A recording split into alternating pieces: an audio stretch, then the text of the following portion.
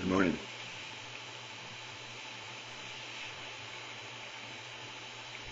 I would venture to go one step further, John. I would believe that it is you and I and David that is on the same wavelength.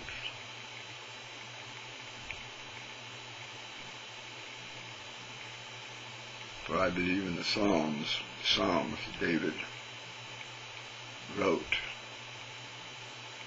You can find yourself in different psalms. You can find courage and strength.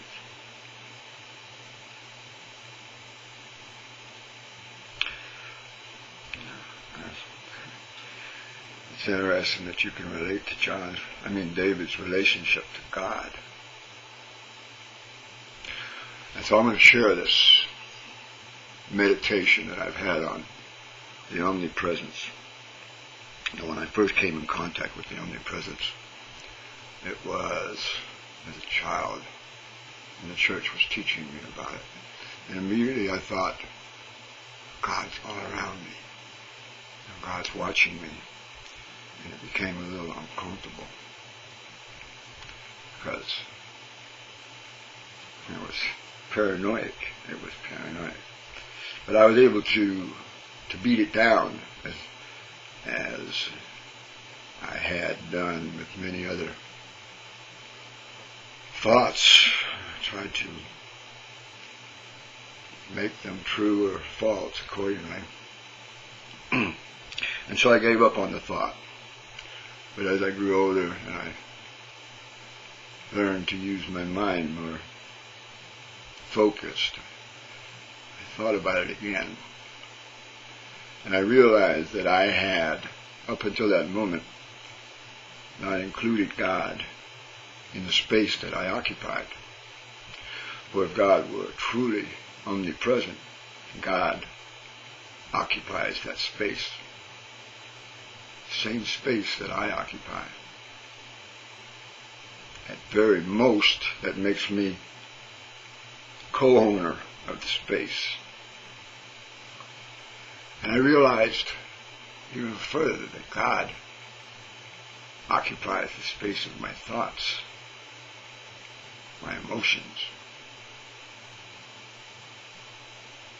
God occupies the same space of every thought that I think.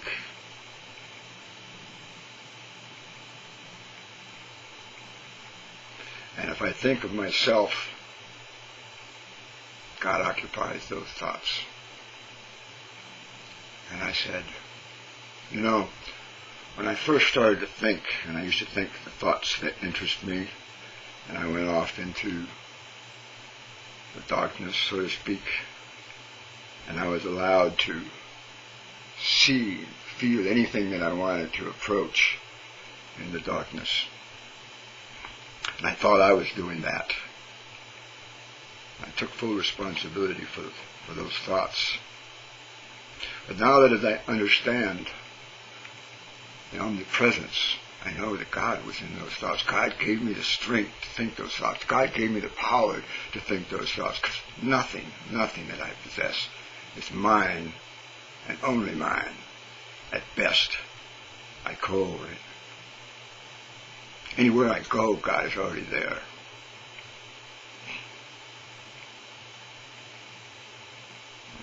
We share a lot with David.